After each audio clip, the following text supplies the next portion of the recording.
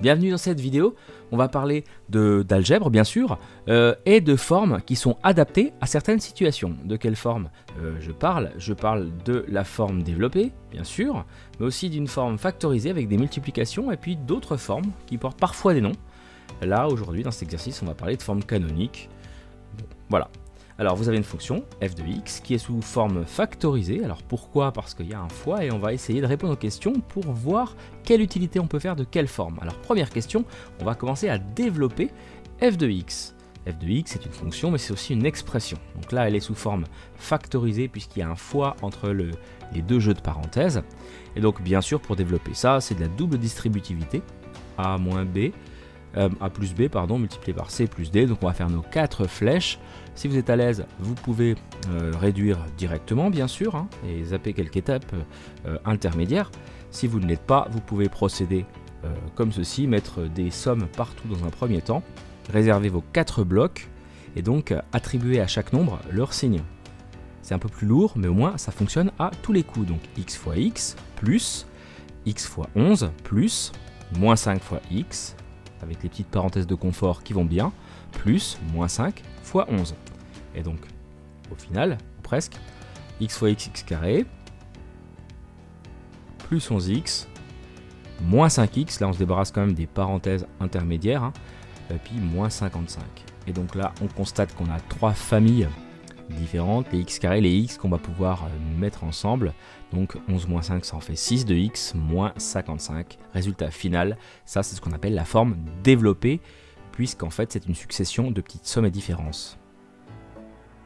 Contrairement à la première forme, la forme de l'énoncé, la forme originelle, qui était la forme factorisée, sous forme de produit donc. Donc déjà, les deux formes à connaître, ça c'est vraiment impératif et à visualiser. Après on a des formes intermédiaires et hybrides qui n'ont pas forcément de nom, mais on en a aussi certaines qui en portent. Donc par exemple, dans le 2, on vous demande de montrer que f de x peut s'écrire sous une autre forme. Cette forme s'appelle forme canonique, pour des raisons historiques que vous verrez un peu plus tard. Et donc comment faire pour procéder ici? C'est compliqué de partir de la forme développée ou factorisée, donc on va plutôt partir du résultat, c'est très classique en maths. En revanche, attention, on ne met pas f de x au départ, puisqu'en fait on n'en sait rien.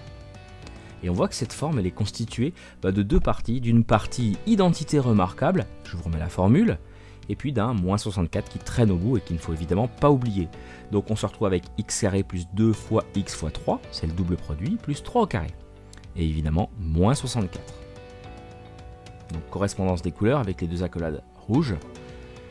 Et donc au final on se retrouve avec x carré plus 6x, le double produit, 2 fois 3, 6 avec le x, plus 3 au carré, ça fait 9. Et on n'oublie pas le moins 64 qui traîne au bout, mais qui va avoir son importance maintenant.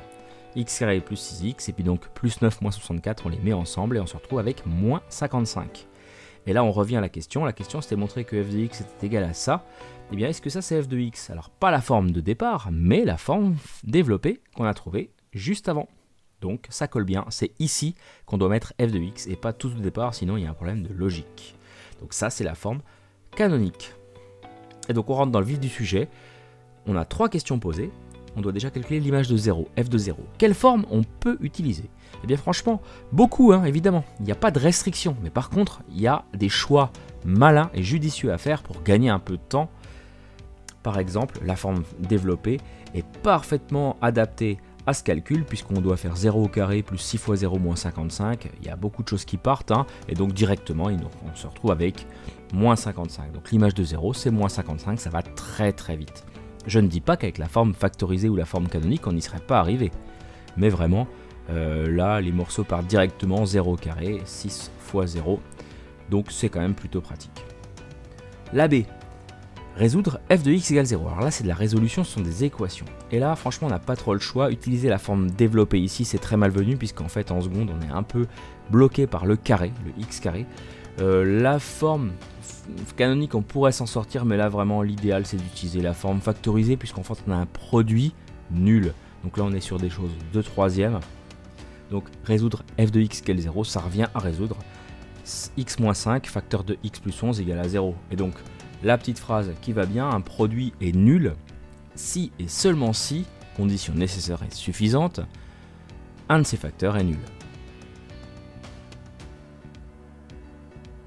Et donc, on va avoir x-5 qui est égal à 0, ou alors x plus 11 qui est égal à 0. Donc on se ramène à deux petites équations du premier ordre, type petite classe de collège, ce qui nous amène aux deux solutions suivantes, x égale 5, ou alors x égale moins 11. Donc ici deux solutions, et on résume tout ça en ouvrant un ensemble de solutions qui va toutes les contenir, ces solutions, 5, moins 11, il y en a deux et pas d'autres. Donc accolade. Dernière question, f de x égale moins 64, on doit résoudre cette équation également. Alors pareil, la forme factorisée ici ne fonctionne plus puisqu'on n'a plus un produit nul, on aura un produit égal à moins 64, donc ça ne fonctionne plus. La forme développée pour les mêmes raisons, ça serait compliqué, mais moins 64, ça doit vous évoquer quand même quelque chose. Dans la forme canonique, il y en avait un de moins 64, donc en utilisant la forme canonique, il se trouve que tout fonctionne très très bien. F de x égale moins 64, ça revient à écrire x plus 3, le tout au carré, moins 64 égale moins 64. Et donc on a un moins 64 de chaque côté du égal. Donc si j'en passe par exemple 1 de l'autre côté, ça fait plus 64. Et donc en gros, ça s'annule. Et on se retrouve avec une équation du style x plus 3, le tout au carré, égale à 0. Et quand on a un carré égal à 0, c'est que le nombre lui-même est égal à 0. Donc x plus 3 égale à 0. Et donc, a fortiori, x égale moins 3. Ici, il n'y a qu'une solution qu'on met dans un S égal avec des accolades. Donc voilà, les formes des fonctions des expressions ont chacune une ou plusieurs utilités. La forme développée en a certaines, la forme factorisée également, puis la forme canonique ou d'autres peuvent parfois être utiles. Donc savoir développer, factoriser tout ça, c'est très bien. Savoir quand les utiliser, c'est encore mieux. Allez, moi je vous dis à bientôt pour une prochaine vidéo.